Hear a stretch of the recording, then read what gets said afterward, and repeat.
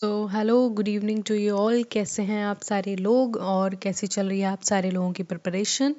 And I hope सारे लोग अच्छे होंगे और अपनी प्रिपरेशन भी बहुत अच्छे तरीके से कर रहे होंगे। तो जैसे कि पता है हम टारगेट कर रहे हैं UP GDC assistant professor exam political science, जो कि हमारा शेड्यूल हुआ है 31 मई 2026। एम आई राइट? हाँ, मतलब अब मुश्किल से हमारे पास 2 से 3 महीने हैं, जिस महीने में हम पूरे सिलेबस को कवर करेंगे, पूरे एग्ज़ाम को टारगेट करेंगे। टारगेट ही नहीं करेंगे बल्कि एग्ज़ाम को क्लियर भी करेंगे, ठीक है। तो इसी बिलीफ के साथ मैं अपने इस चैनल पे करा रही हूँ आपको असिस्टेंट प्रोफेसर की एकदम स्टार्टिंग से तैयारी, क्योंकि मैं खुद इस एग्ज़ाम के लिए अपियर हूँ, मैं खुद इस एग्ज़ाम के लिए तैयारी कर रही हूँ।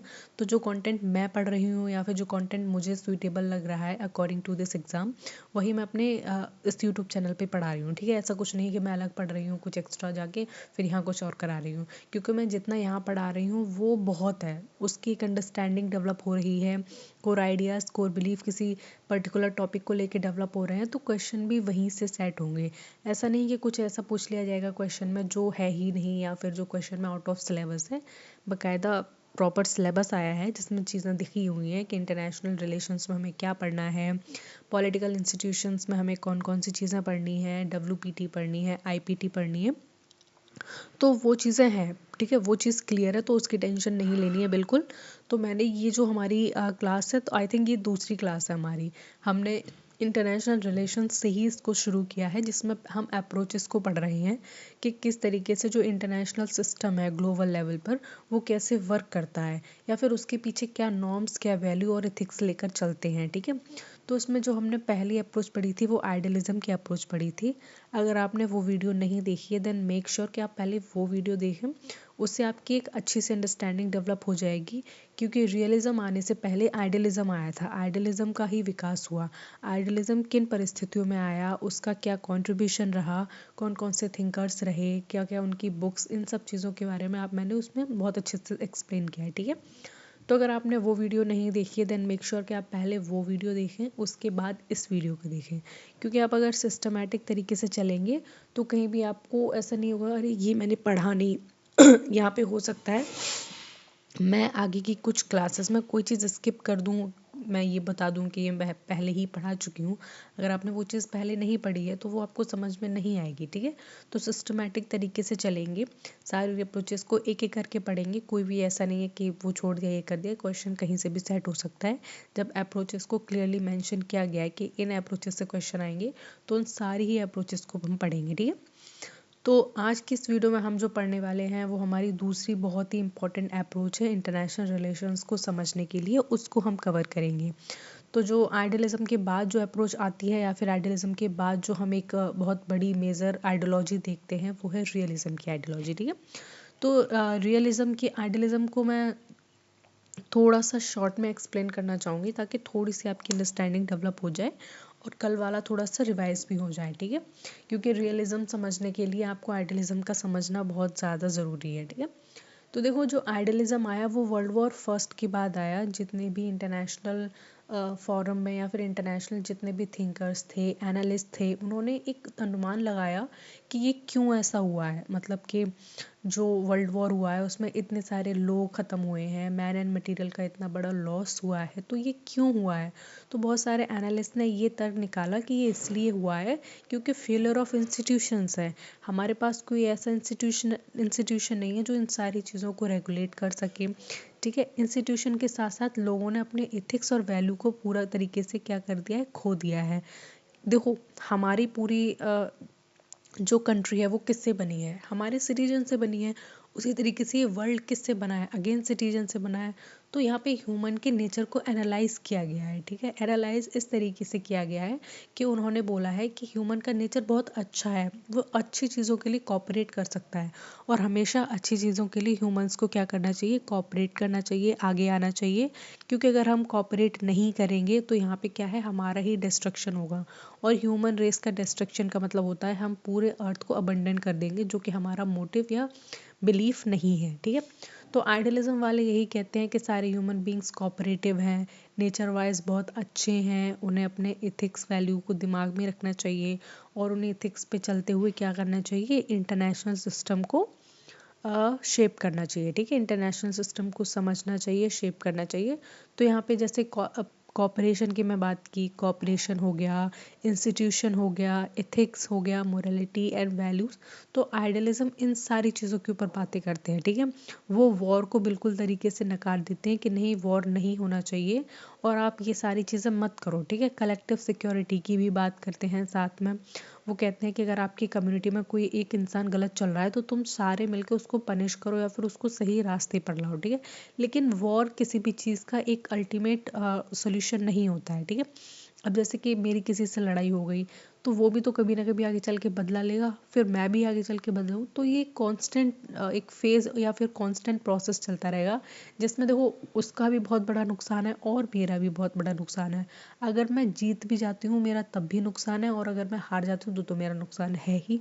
तो इन्हीं सारी चीज़ों को ओवरकम करने के लिए जितने भी आइडियलिस्ट थिंकर हैं वो ये कहते हैं कि वॉर इनएविटेबल नहीं है, हमेशा हमें वॉर की तरफ नहीं जाना चाहिए। वॉर जैसी चीज़ों को हम जितना नकार सके हमें उतना नकारना चाहिए, ठीक है। तो यही सारी अच्छी अच्छी बातें कौन करते हैं, आइडियलिज्म वाले करते हैं। तो आई थिंक यहाँ पे आपको आइडियलिज्म के बारे में एक थोड़ा सा रफ कैलकुलेशन या फिर जो भी आइडिया है वो लग गया होगा, ठीक है। पूरा वीडियो में मैंने आइडियलिज्म को कवर कराया है, देन प्लीज़ उस वीडियो को देख लेना, क्योंकि आइडियलिज्म भी बहुत ज़्यादा इंपॉर्टेंट है। वहाँ से जो कुछ थिंकर्स हैं उनके कुछ बहुत इंपॉर्टेंट कॉन्सेप्ट्स हैं जहाँ से हमें क्वेश्चन देखने को मिल जाते हैं, ठीक है। तो वो पोर्शन भी बिल्कुल स्किप नहीं होना चाहिए, तो आप उसको भी एक अच्छे तरीके से देख लेना बाद में, ठीक है। यहाँ हम आज के इस वीडियो में कवर करने वाले हैं वो है रियलिज्म के बारे में, ठीक है। ये थोड़ी सी अपोजिंग या कॉन्ट्राडिक्टरी बोल सकते हैं आइडियलिज्म से। देखो, यहाँ पे जब हम इंटरनेशनल रिलेशंस को समझेंगे, चाहे हम इंडियन इंस्टीट्यूशंस को समझेंगे, कंपैरेटिव पॉलिटिक्स को पढ़ेंगे, तो हम यहाँ देखेंगे जितने भी थिंकर्स हैं जिन्होंने अपनी कोई थ्योरी प्रपोज की है या फिर किसी ने कोई आइडिया दिया है, तो उसके कॉन्ट्राडिक्ट कोई ना कोई आइडिया आपको देखने को ही मिलेगा, ठीक है। जैसे कि कैपिटलिज्म के अपोज एक आइडिया आपको देखने को मिलता है, सोशलिज्म की बात करते हैं यहाँ पे, फिर वहाँ से सोशलिज्म से मिक्स्ड सोशलिज्म की बात करने लगते हैं। तो बहुत सारे क्या है, कॉन्ट्राडिक्ट आइडियाज़ हैं। कोई एक प्योर आइडिया या परफेक्ट आइडिया हो सकता है, नहीं हो सकता है। अगर मैं आपको कोई अपना आइडिया शेयर करूं तो उसमें कोई ना कोई लूप होल्स जरूर निकल आएंगे, उसमें कोई ना कोई कमी निकल आएगी जो आगे आने वाला इंसान या फिर मेरे सामने वाला कोई भी इंसान क्या करेगा, उसको ओवरकम करने की कोशिश करेगा या फिर मेरे आइडिया से बेहतर आइडिया देने की कोशिश करेगा, ठीक है। तो वही आइडियोलॉजीज़ में होता है, वही इंटरनेशनल रिलेशंस को जब हम पढ़ते हैं, अप्रोचेस को, तो सेम थिंग हमें यहाँ पे देखने को मिलती है। जब आइडियलिज्म फेल हो गया था इंटरनेशनल सिस्टम में तो रियलिज्म निकल कर आया। आइडियलिज्म इसलिए फेल हो गया था क्योंकि आइडियलिज्म ने इतनी अच्छी बातें कही थी कि ह्यूमन इतना अच्छा है, कोऑपरेट कर सकता है, साथ में आ सकता है, लेकिन इन सारी बातों के बावजूद भी वर्ल्ड वॉर सेकेंड हो गया था, और वर्ल्ड वॉर सेकेंड में वर्ल्ड वॉर फर्स्ट से भी ज़्यादा डिस्ट्रक्शन हमें देखने को मिला था, क्योंकि टेक्नोलॉजी आगे बढ़ गई थी, आर्म्स एंड एम्यूनिशन बहुत हो गया था, और बहुत ही बड़े लेवल पे क्या हुआ था इसमें, मतलब बहुत बुरा हुआ था, ठीक है। काफ़ी लोग मरे थे, इंडिया ने भी वर्ल्ड वॉर सेकेंड में इनडायरेक्टली क्या किया था, पार्टिसिपेट किया था, हमारे बहुत सोल्जर्स की डेथ हुई थी। तो यहाँ पे क्या है, फिर से आइडियलिज्म को उन लोगों ने पूरी तरीके से नकार दिया, जो दूसरे साइड के जितने भी एनालिस्ट थे, जितने थिंकर्स थे, कि आइडियलिज्म बोल बोल के आपने देखो कुछ नहीं कर पाया, क्योंकि वर्ल्ड वॉर सेकेंड फिर भी हो गया।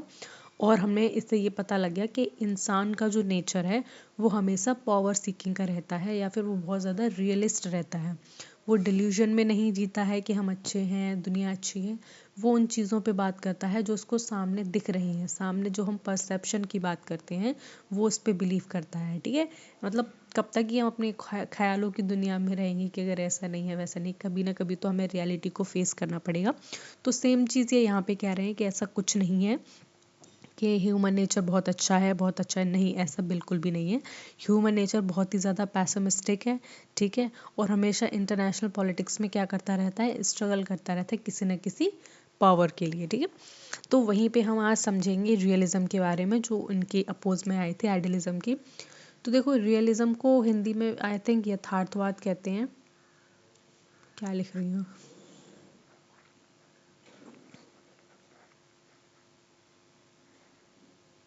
यथार्थवाद कहते हैं, थोड़ा सा मिस्टेक हो गया, इसको करेक्ट कर लेना, ठीक है। तो इसको क्लासिकल रियलिज्म भी कहते हैं यथार्थवाद को, ठीक है। तो इसका मीनिंग एंड एवोल्यूशन को हम समझेंगे कि इसका क्या मतलब होता है, और यथार्थवाद जो है रियलिज्म वो है। तो ये डेवलप कैसे हुआ, ठीक है, इसका एवोल्यूशन कैसे हुआ, इसका आइडिया कहाँ से प्रोमिनेंट हुआ, और इसके आइडियाज़ क्या क्या कहते हैं, ठीक है। तो वो समझना हमारे लिए बहुत ही ज़्यादा इम्पोर्टेंट बन जाता है। Then it states that the realism emerged as a dominant approach after the failure of idealism। देखो, जब आइडियलिज्म कम्प्लीटली फेल हो गया, तो मैंने आपको बताया था आइडियलिज्म फेल कब हुआ था, वर्ल्ड वॉर वन के बाद। क्यों? क्योंकि इसने वर्ल्ड वॉर सेकेंड को नहीं रोक पाया। तो जब ये आइडियलिज्म पूरी तरीके से फ्लॉप हो गया, फेल हो गया, तब निकल कर आया रियलिज्म, ठीक है। तो लोगों का जो एक अटेंशन था, जो स्विच था, वो किसकी तरफ गया, रियलिज्म की तरफ गया, ठीक है। It is based on pessimistic view of human nature and argue that the international politics is essentially a struggle for power। तो देखो, इस जो रियलिज्म था ये किस चीज़ पे बेस्ड था, ये बेस्ड था pessimistic view of human nature. देखो, ह्यूमन नेचर को इन्होंने एकदम नेचुरली बताया है, मतलब इन्होंने कोई फेक चीज़ नहीं की है। आप हैं, हम सब क्या कर रहे हैं, एक कंपटीशन की तैयारी कर रहे हैं। आप कभी नहीं चाहोगे कि आपकी जगह मेरी नौकरी लग जाए, या मैं कभी नहीं चाहूँगी मेरी जगह आपकी नौकरी लग जाए। और ये नेचर ने हमें ऐसा बनाया है, हम ग्रीडी हैं, हमें ये चीज़ें हैं, हमारे अंदर लालसा है, रिसोर्सेज कम है, हम उनके ऊपर लड़ते रहते हैं, ठीक है। तो यही सेम उन्होंने बताया कि जो ह्यूमन नेचर है वो बहुत ज़्यादा पैसिमिस्टिक है। और इंटरनेशनल अगर हम पॉलिटिक्स में आ जाते हैं, तो यही ह्यूमन नेचर क्या करता है, हमेशा पावर के लिए स्ट्रगल करता रहता है कि मेरी पावर इंक्रीज़ हो जाए, कि उस कंट्री की पावर कम हो जाए, हमारी कम्युनिटी बहुत इंक्रीज़ हो जाए। तो ये क्या है, ये पावर के ही सारे क्या हैं, एग्जाम्पल्स हैं। और इंसान का जो नेचर है वो हमेशा पावर के लिए लड़ता रहता है और पावर के लिए आगे बढ़ता रहता है, ठीक है। हम पावर हंग्री पीपल है, हम पावर हंग्री स्पीसी है, ठीक। And the realists argue that the moral principles cannot be applied to state behavior। तो जो रियलिस्ट हैं वो और ज़्यादा एनालिस्ट करते हैं ह्यूमन नेचर को और इंटरनेशनल पॉलिटिक्स को। तो कहते हैं कि जो ह्यूमन का नेचर है, ठीक है, या फिर ह्यूमन के नेचर में जो आप मोरल प्रिंसिपल्स की बात कर रहे हो, वो स्टेट के बिहेवियर को शेप नहीं कर सकता, ठीक है। समझ में आया? जैसे कि हम 5-6 लोग हैं, हम बहुत अच्छे हैं, तो इसका मतलब ये नहीं है कि स्टेट भी हमारा कैसा होगा, बहुत ज़्यादा अच्छा होगा, या स्टेट से हमारी जो फॉरेन पॉलिसी चल रही है उसका नेचर अच्छा होगा, ठीक है। ऐसा नहीं हो सकता, ठीक है। And in the same way they are apply to individual, क्योंकि जो मोरल प्रिंसिपल की आप बात कर रहे हो, मोरल प्रिंसिपल या मोरल एथिक्स की बात कर रहे हो, वो किसी भी कम्युनिटी पे एप्लीकेबल नहीं होते हैं, वो इंडिविजुअल्स पे एप्लीकेबल होते हैं, ठीक है। मैं अच्छी हूँ, मेरे बगल वाला बुरा हो सकता है, उसके बगल वाला बुरा हो सकता है, उसके बगल वाला अच्छा हो सकता है। तो ये इंडिविजुअली डिफ़र करता है, ठीक है। कुछ लोग अच्छे हैं, कुछ लोग बुरे हैं, लेकिन ये चीज़ क्या है, स्टेट के बिहेवियर को रेगुलेट नहीं करती है, स्टेट के बिहेवियर को ये क्या करती है, शेप नहीं करती है, ठीक है। तो ये किसका कहना है, ये कहना है रियलिज्म वालों का। तो इनके आर्ग्यूमेंट भी आपको अच्छे से याद रखने हैं कि किसके क्या आर्ग्यूमेंट और कौन क्या कहना चाह रहा है, ठीक है। तो यहाँ तक आई होप बात समझ में आ गई होगी अच्छी तरीके से, ठीक है। फिर हम यहाँ पे जो इसके कोर अजम्पशन है उसको डिस्कस कर लेंगे। कोर अजम्पशंस क्या कहते हैं, कोर आइडियाज़ क्या करते हैं, वो समझना हमारे लिए बहुत ज़्यादा इम्पोर्टेंट है, ठीक है। तो इसमें जो पहला पॉइंट है वो ये कहता है कि इंटरनेशनल सिस्टम इज़ एनार्किक। देखो, इंटरनेशनल सिस्टम जो है पूरा वो एनार्किक है। एनार्किक का मतलब होता है एक ऐसी सिचुएशन क्रिएट है जहाँ पे कोई पावरफुल नहीं है और कोई भी लेसर नहीं है, ठीक है। मतलब एक ऐसी सिचुएशन है जहाँ जिसको मौका मिलेगा वो आगे बढ़ के गद्दी पे बैठ जाएगा, ठीक है। अब मान लो एक सिचुएशन को थोड़ा सा मतलब दिमाग में सोचो, एक गद्दी है राजा की, ठीक है, और उसमें बहुत सारे मतलब कॉम्पिटिटर उस सीट के सामने खड़े हैं, ठीक है, आपस में लड़ रहे हैं। उनमें से कोई भी जीत सकता है, कोई भी जीत के गद्दी पे बैठ सकता है, और मे बी कि वो दो जो जीत गया वो बैठा है उसको भी लोग क्या करें, पीट पीट के नीचे उतार के खुद बैठ जाए, ठीक है। तो एक ऐसी सिचुएशन ही इंटरनेशनल सिस्टम में है जहाँ पर कोई भी पावरफुल नहीं है, बस एक एनार्की की सिचुएशन है।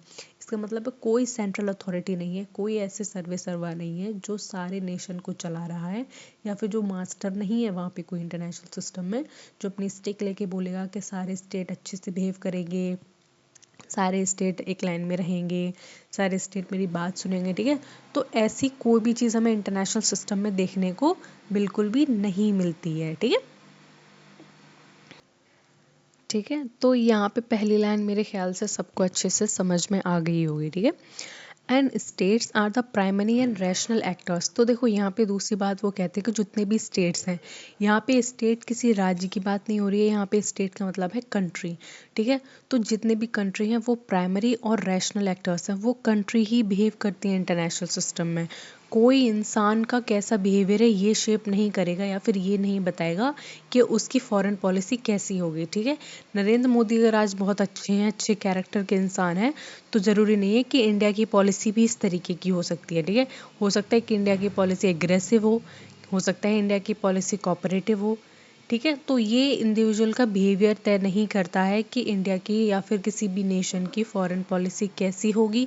वो उसका क्या कर सकता है, स्टेट डिसाइड करता है कि उसकी फॉरेन पॉलिसी कैसी होगी, क्योंकि यहाँ पे हमने किसको आगे रखा है, स्टेट को आगे रखा है। ठीक है, आप अगर इंडिया की कॉन्टेक्स्ट में मैं अगर बात करूं तो इंडिया में आधे से ज़्यादा आबादी बहुत धार्मिक तरीके की है। ठीक है, मतलब धार्मिक किस तरीके से बोल सकते हैं कि बहुत अच्छा अच्छा लोग सोचते हैं भाई भगवान का भजन करो, लड़ाई दंगे में क्या रखा है, या फिर मतलब इंसान की ज़िंदगी कितनी ही है, क्यों लड़नी है, ऐसी प्यारी प्यारी बातें करते हैं। लेकिन टू बी ऑनेस्ट अगर आप देखोगे, हमें अगर किसी ने मारा है इंटरनेशनल सिस्टम में, हमें किसी ने हमारे लोगों को मारा है, तो हम ऐसे नहीं बैठते हैं, हम नहीं कहते हैं अरे होगी गलती, हम बदला लेते हैं।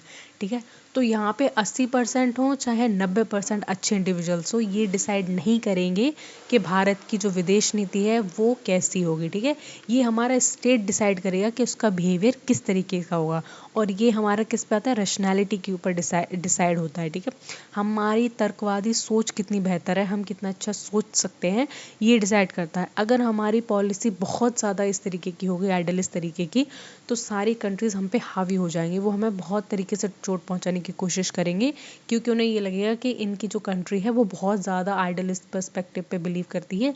अगर हमने इनको मार भी दिया, इनके लोगों को मार भी दिया, तो ये लोग हमसे बदला नहीं लेंगे। ठीक है, तो भाई ऐसा तो हो नहीं सकता, खून सबका खौलेगा, अगर हमारे लोगों को आके मारोगे तो हमारा भी खून खोलेगा, हम भी चुप नहीं बैठेंगे। तो ये कुछ लोग डिसाइड नहीं करेंगे कि भारत की कैसी विदेश नीति होगी, भारत कैसे एक्ट करेगा इंटरनेशनल मार्केट में, ये इंडिया ही डिसाइड करेगा, India as a individual, India as a perspective. ठीक है, तो वो चीज़ आपको समझ में आनी चाहिए कि जो स्टेट होता है वही प्राइमरी और रैशनल एक्टर होता है इंटरनेशनल सिस्टम में। ठीक है, इंडिया की नहीं, मैं सारे ही कंट्रीज़ की, सारे ही देशों की बात करती हूँ।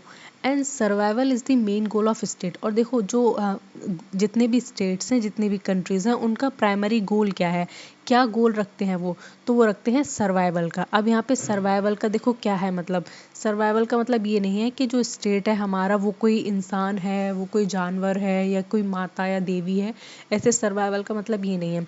सर्वाइवल का मतलब सिंपली है कि हम इंटरनेशनल सिस्टम में कैसे सर्वाइव कर सकते हैं। ठीक है, क्योंकि आपने ग्लोबलाइजेशन के कॉन्सेप्ट को थोड़ा समझा होगा, इंटरकनेक्टेडनेस का कॉन्सेप्ट समझा होगा, जहाँ पे सारी ही दुनिया एक दूसरे से क्या है, दूसरे पे निर्भर है। हमारे पास कुछ रिसोर्सेज हैं, लेकिन हो सकता है आगे वाले के पास वो रिसोर्सेज ना हो, तो हम उसे दे देंगे, और जो उसके पास रिसोर्सेज हैं, ज़रूरी नहीं है कि हमारे पास वो रिसोर्सेज हर हाल में अवेलेबल हों ही, तो वो हमें दे देगा। तो इस तरीके से एक कांस्टेंट चेन बनी हुई है जो गुड्स एंड सर्विसेज को एक कंट्री से दूसरी कंट्री में लाता है। ठीक है, हमें अल्टीमेटली क्या करना है, ह्यूमन लाइफ को सस्टेन करना है, ह्यूमन लाइफ को सर्वाइव करना है, और एक मीनिंगफुल लाइफ को आगे बढ़ाना है। तो इस डायरेक्शन में हमें जितनी भी चीज़ों की ज़रूरत लगेगी, हो सकता है हमारे पास ना हो। ठीक है, तो इसमें जो सर्वाइवल का जो मतलब है वो वही है कि जो सारे स्टेट हैं वो तभी सर्वाइव कर सकते हैं इंटरनेशनल मार्केट में जब उनकी कनेक्टिविटी बढ़ेगी, एक दूसरे से बढ़ेंगे, एक दूसरे से वो कनेक्शन रखेंगे, उनके रिसोर्सेज का इंपोर्ट एक्सपोर्ट होगा। ठीक है, तो इससे क्या होगा, सर्वाइवल भी बढ़ेगा उनका, और इनकी इकोनॉमी में भी एनहेंसमेंट होगा। ठीक है, नेक्स्ट हम यहाँ पे देखेंगे, power is the most important means to achieve national interest. तो वो कहते हैं रियलिस्ट वाले रियलिज्म में कि जो पावर होती है, जो शक्ति होती है किसी भी नेशन के पास, वो उसकी सबसे इम्पॉर्टेंट मीन्स होती है ताकि वो नेशनल इंटरेस्ट को क्या कर सके, अचीव कर सके। अब देखो ये जो पावर की बात कर रहे हैं ना, ये पावर हमें मनी पावर भी हो सकती है, ये मैन पावर हो सकती है, ये मटीरियल पावर हो सकती है। समझ में आ गया, मनी पावर का मतलब है हमारे पास बहुत धनवान है, हम बहुत सारा पैसा है। मैन पावर हमारे यहाँ यूथ बहुत ज़्यादा है, या फिर हमारे यहाँ पे क्या है, लेबर का बहुत ज़्यादा कंट्रीब्यूशन है। और मटेरियल थिंग्स हम कितना प्रोडक्शन कर रहे हैं, कितना हम बाहर की कंट्रीज़ में बेच रहे हैं। तो ये जो हमारा पावर है वो तभी जो पावर को हम एक्सरसाइज कैसे करेंगे, जब हमारे नेशनल इंटरेस्ट की बात कही जाएगी। ठीक है, अगर हमारे नेशनल इंटरेस्ट की बात मैं बताऊं तो जो बोलेगा कि तुम्हें, अगर देखो इंडिया में बाहर से बहुत सारे लोग आते हैं या फिर इंडिया में बाहर के बहुत सारे प्रोजेक्ट्स यहाँ काम कर रहे हैं, वो काम क्यों कर रहे हैं? क्योंकि यहाँ के लोगों को वो क्या दे रहे हैं, रोजगार दे रहे हैं। यहाँ के लोगों को हो सकता है बहुत ज़्यादा एजुकेट कर रहे हों, यहाँ के लोगों को गुड लाइफ के बारे में बता रहे हो, इसलिए हम उन्हें आने देते हैं। तो अल्टीमेटली ये इंटरेस्ट किसका है? हमारा इंटरेस्ट, हमारा खुद का इंटरेस्ट है। तो हम पावर को तभी एक्सरसाइज करते हैं जब हमारे नेशनल इंटरेस्ट फुलफिल हो रहे होते हैं। समझ में आ गया? मटेरियल, मैन एंड मटेरियल की मैं बात करूँ तो हम बहुत ज़्यादा प्रोडक्शन कर रहे हैं। हम अपना जो प्रोडक्शन है वो बाहर देशों में बेच रहे हैं। तो क्यों बेच रहे हैं? क्योंकि हमारे देश का इसमें भला है। जो पैसा आएगा वो देश के अंदर आएगा, और जो पैसा देश के अंदर आएगा वो देश के लोगों में लगाया जाएगा, उनकी हेल्थ में लगाया जाएगा, उनकी वाटर रिसोर्सेज में लगाया जाएगा। और कई तरीके से ऐसे रिसोर्सेज या कई तरीके से ऐसी चीज़ें हैं जो हमें हमेशा ज़रूरत पड़ती है उनकी, उन सारी चीज़ों में क्या किया जाएगा, उस पावर को यूज़ किया जाएगा। ठीक है, और ये सब क्यों होगा? क्योंकि ये हमारा खुद का राष्ट्रीय हित है। ठीक है, फिर ये नेक्स्ट इम्पॉर्टेंट जो बात है वो ये कहते हैं कि conflict is inevitable in international relations. तो कहते हैं कि जो ये लड़ाइयाँ होती हैं, ठीक है, इंटरनेशनल सिस्टम में जितनी भी लड़ाइयाँ वड़ाइयाँ होती हैं, दंगे होते हैं, ये तो बहुत ज़्यादा इनएविटेबल है, ये तो हो सकते हैं। ठीक है, क्योंकि देखो तुम्हारे भी इंटरेस्ट है, मेरे भी इंटरेस्ट है, और हम सेम चीज़ के लिए लड़ रहे हैं दोनों। तो हमारे बीच में लड़ाई होगी नहीं होगी? बिल्कुल होगी। और ये जो सेम चीज़ है, इसकी ज़रूरत जितनी आपको है उतनी ही मुझे है।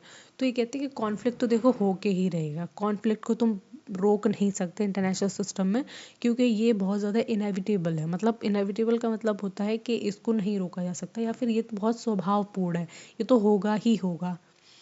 ठीक है, फिर ये देखो इथिक्स और मोरालिटी के ऊपर रियलिज्म वाले क्या कहते हैं, और आइडियलिज्म ने इसको एकदम कोर में रखा था। तो जो रियलिज्म वाले हैं वो कहते हैं ethics and morality are subordinate to national interest. उनका मानना है कि जो भी आप इथिक्स की बातें करते हैं और जो भी आप मोरालिटी की बातें करते हैं, अच्छी अच्छी बातें करते हैं, वो सबऑर्डिनेट है नेशनल इंटरेस्ट से। पहले नेशनल इंटरेस्ट आएगा, उसके बाद इथिक्स की बात करेंगे, और उसके बाद हम क्या करेंगे, मोरालिटी की बात करेंगे। ठीक है, तो देखो यहाँ पे जितने भी पॉइंट्स थे, जितने भी चीज़ें थी, आई होप सारे लोगों को अच्छे से समझ में आ गई होंगी। ठीक है, क्योंकि यहाँ से बहुत ज़्यादा क्वेश्चन बनेंगे कि कौन which of the following is correct about the realism. तो आपको ये सारी चीज़ें पता होनी चाहिए। ठीक है, तो यहाँ से आई थिंक सारे लोगों को सारी चीज़ें क्लियर हो गई होंगी, और यहाँ इस स्लाइड से तो कोई भी डाउट नहीं होगा मेरे ख्याल से। ठीक है, क्योंकि मैंने सही से समझाया है भाई। ठीक है, तो यहाँ तक तो मेरे ख्याल से सारे लोगों को सब बातें बढ़िया तरीके से समझ में आ गई होंगी। तो नेक्स्ट हम जो पढ़ने वाले हैं वो हम पढ़ने वाले हैं कॉन्सेप्ट्स को बारे में, कि कॉन्सेप्ट को यहाँ समझेंगे, जिसमें हम पावर के कॉन्सेप्ट को समझेंगे, नेशनल इंटरेस्ट के कॉन्सेप्ट को समझेंगे, बैलेंस ऑफ पावर क्या होता है, और सबसे इम्पॉर्टेंट जो सिक्योरिटी डिलेमा का कॉन्सेप्ट है वो समझेंगे। ठीक है, तो ये भी बहुत ज़्यादा इम्पॉर्टेंट है, क्योंकि ये सारे जितने भी कीज़ यहाँ पे दी गई हैं, ठीक है, जितने भी यहाँ पे आपको ये देखने को मिल रहे हैं, ये सारे एग्ज़ाम में आपसे पूछे जा सकते हैं कि रियलिज्म के सेंटर में क्या रहता है। तो power, national interest, balance of power and security dilemma. तो ये सब को याद रखना आपकी जिम्मेदारी है, पढ़ाना मेरी जिम्मेदारी है, और समझाना भी मेरी जिम्मेदारी है। ठीक है, तो सबसे पहले हम जो यहाँ पे डिस्कस करने वाले हैं वो हम पावर के कॉन्सेप्ट को डिस्कस करने वाले हैं, कि पावर का मतलब क्या होता है। तो पावर को हिंदी में क्या कहते हैं, शक्ति में क्या कहते हैं, शक्ति। ठीक है, शक्ति कहते हैं पावर को। तो देखो ये शक्ति इंटरनेशनल सिस्टम में कैसे काम करती है। Then power is the ability of state to influence other. देखो जो पावर होती है वो किसी एक स्टेट की ऐसी पावर होती है जिसके अंदर क्षमता हो कि वो दूसरों को क्या कर सके, इन्फ्लुएंस कर सके अच्छे से। ठीक है, दूसरों को क्या कर सके, अपनी ओर आकर्षित भी हो सकते हैं, इन्फ्लुएंस भी कर सके। इन्फ्लुएंस लोग कब करते हैं, जब आपसे दूसरे लोग अट्रैक्ट होते हैं। ठीक है, आपके पास खड़े होते हैं, आपके पास आके बातें करते हैं। ठीक है, आज इंडिया के साथ बहुत सारे नेशंस डील करना चाहते हैं, इंडिया के साथ हाथ बढ़ाना चाहते हैं, इंडिया के साथ आगे आना चाहते हैं। तो ये सब क्यों है, क्यों ये सारी चीज़ें हमें देखने को इसलिए मिलती हैं क्योंकि इंडिया का ऐसा इन्फ्लुएंस रहा है। ठीक है, इंटरनेशनल सिस्टम में इंडिया हमेशा अपने आप को ऐसे रिप्रेजेंट करता रहा है कि हम एक बहुत बड़ी राइजिंग इकोनॉमी है, ग्लोबल पावर है, जिसके साथ अगर आप बने रहोगे तो आपका भी फ़ायदा होगा और हमारा भी। ठीक है, तो पावर का कॉन्सेप्ट यहाँ पे आ गया। दूसरा जो हमने पढ़ा अभी, नेशनल इंटरेस्ट की हमने बात की है। तो नेशनल इंटरेस्ट का मतलब क्या होता है या फिर नेशनल इंटरेस्ट होता क्या है? It is the primary goal guiding foreign policy. तो देखो, जो नेशनल इंटरेस्ट होता है वो प्राइमरी गोल होता है किसी भी नेशन का, जो उसकी फॉरेन पॉलिसी को क्या करता है, शेप करता है या फिर गाइड करता है। ठीक है, अगर हमारा कोई लेना देना नहीं है मालदीव के साथ, हमारा कोई ट्रेड नहीं है, हमारे लोग वहाँ घूमने नहीं जा रहे हैं, तो क्या हमारे कभी भी एक अच्छे रिश्ते स्थापित होंगे मालदीव के साथ? बिल्कुल भी नहीं होंगे। जब हमारा कुछ काम ही नहीं है उनसे, तो हम उनसे क्यों रिश्ता बढ़ाएंगे? और रियलिज्म भी यही कहता है, हम सिर्फ अपने अपने फ़ायदे के लिए क्या करते हैं, हाथ बढ़ाते हैं और अपने ही फ़ायदे के लिए आगे आते हैं। ठीक है, तो यहाँ से मेरे ख्याल से आपको अच्छी तरीके से नेशनल इंटरेस्ट का मतलब पता हो गया। फिर थर्ड जो इम्पोर्टेंट कॉन्सेप्ट आता है वो आता है बैलेंस ऑफ पावर का। इसका मतलब होता है मैकेनाइजिंग, क्या लिखा है ये, mechanism to prevent dominance by one state. ठीक है, तो ये क्या है, बैलेंस ऑफ पावर का मतलब होता है कि आपके पास इतनी शक्ति होनी चाहिए कि आप दूसरों की जो पावर है उसको क्या कर सको, बैलेंस कर सको। ठीक है, जैसे कि आज इंडिया एक स्टेट ऑफ वॉर में रह रहा है पाकिस्तान के साथ। ठीक है, कॉन्स्टेंट वॉर हम जिसको बोल सकते हैं, कोल्ड वॉर भी हम जिसको बोल सकते हैं, जिसमें सामने सामने हम कन्फ्रंट नहीं कर रहे हैं, लेकिन हमें खुले तौर पे पता है कि पाकिस्तान हमारा दुश्मन है, पाकिस्तान को खुले तौर पे पता है कि भारत हमारा दुश्मन है। तो इसमें क्या कर सकते हैं, हम बैलेंस ऑफ पावर का कॉन्सेप्ट लगा सकते हैं। ठीक है, ना ही हम पाकिस्तान की पावर को बढ़ने दे सकते हैं बहुत ज़्यादा, और ना ही अपनी पावर को कम होने दे सकते हैं। ठीक है, तो इंटरनेशनल सिस्टम में अगर सर्वाइव करना है तो यही आपका प्रोमिनेंस रहना चाहिए कि आप बैलेंस ऑफ पावर पे ज़्यादा से ज़्यादा फोकस करें। ठीक है, फिर उसके बाद एक इम्पॉर्टेंट जो हमारा कॉन्सेप्ट निकल कर आता है वो है सिक्योरिटी डिलेमा का। सिक्योरिटी डिलेमा का मतलब ये होता है कि इन स्टेट जो होते हैं, जितने भी राज्य होते हैं या फिर जितने भी राज्य का मतलब देश से ही है यहाँ पे, जितनी भी कंट्रीज़ होती हैं इंटरनेशनल सिस्टम में, वो एक कांस्टेंट फियर में रहती हैं कि कहीं उनसे ज़्यादा पावरफुल कोई ना हो जाए। तो इस चक्कर में वो हमेशा अपनी पावर को क्या करती रहती है, इंक्रीज करती रहती हैं, और इसी को ही सिक्योरिटी डिलेमा कहा गया है। ठीक है, मतलब यहाँ पे सारे लोग एक कांस्टेंट उसमें है, एक कांस्टेंट फियर में है कि अगर हमारा पड़ोसी देश या फिर हमारा जो पड़ोसी मुल्क है, जो हमारा दुश्मन मुल्क है, वो कहीं बहुत ज़्यादा ताकतवर ना हो जाए कि हमें ओवरटेक कर ले। इसलिए वो लोग क्या करते हैं, अपनी सिक्योरिटी को बहुत मैक्सिमाइज करते रहते हैं, सिक्योरिटी पर बहुत पैसा खर्च करते हैं, अपने फोर्सेस पे बहुत पैसा खर्च कर सकते हैं कि कभी भी ऐसी वॉर जैसी सिचुएशन क्रिएट हो जाए तो वो कभी हारे ना। ठीक है, या फिर वो भी हमारे सामने टिके रहें। ठीक है, तो यहाँ तक तो मेरे ख्याल से आप सारे लोगों को बढ़िया तरीके से समझ में आया गया होगा। ठीक है, मतलब कि कॉन्सेप्ट हमने यहाँ बढ़िया तरीके से समझ लिए हैं। फिर यहाँ पे हम थोड़ा सा मेजर थिंकर्स को और डिस्कस कर लेंगे, जिसमें सबसे पहले थोडाइसिस आ जाते हैं, मैकियावेली आ जाते हैं, हॉब्स आ जाते हैं, मॉर्गेनथाउ आ जाते हैं, और E.H. कार आ जाते हैं। ठीक है, तो जो थोडाइसिस हैं, क्या पढ़ेंगे इसको, Thucydides, I don't know, I can't spell it right.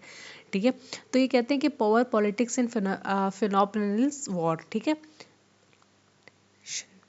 Get it. तो ये कहते हैं कि किस तरीके से वॉर में पावर का यूज़ होता है। ठीक है, दूसरे मैकियावेली आ जाते हैं, जो एक ऑथेंटिक सेपरेशन ऑफ मोरलिटी और पावर की बात करते हैं। वो कहते हैं कि राजनीति से हमेशा मोरलिटी को दूर रखो। मतलब वो कहते हैं कि अपना अच्छा नेचर, अपनी अच्छी अच्छी चीज़ें राजनीति में मत लेकर आओ, ये काम नहीं आएंगी तुम्हारे। ठीक है, जो काम आएगा वो क्या है, पावर काम आएगी, जो काम आएगा वो है नेशनल इंटरेस्ट काम आएगा। ठीक है, तो उनको सेंटर बनाओ।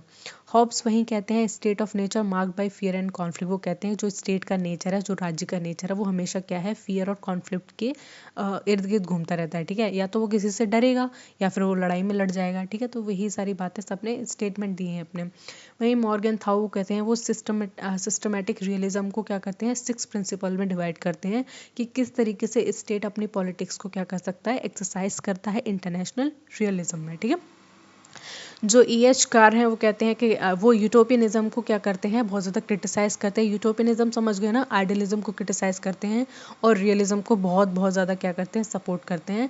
कहते हैं आइडियलिज्म तो बकवास है, फेक है, वो नहीं चल सकता, सिर्फ चलेगा तो क्या चलेगा, रियलिज्म चलेगा। ठीक है, तो ऐसी बातें भाई वो करते हैं।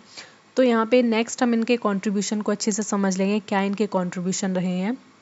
It is the realistic understanding of power politics. ये एक रियलिस्टिक अंडरस्टैंडिंग है किस चीज़ की, पावर पॉलिटिक्स की, ठीक है। हम किसी डिल्यूजन वर्ल्ड में नहीं हैं, हम किसी ऐसे ख्वाबी पुलाव में नहीं हैं जहाँ पे हम सब अच्छा अच्छा देख रहे हैं। यहाँ हम सिर्फ रियलिटी की बात कर रहे हैं, जो रियल में है हम उसी को देख रहे हैं, जो रियल में है हम उसी को एक्सरसाइज कर रहे हैं, ठीक है।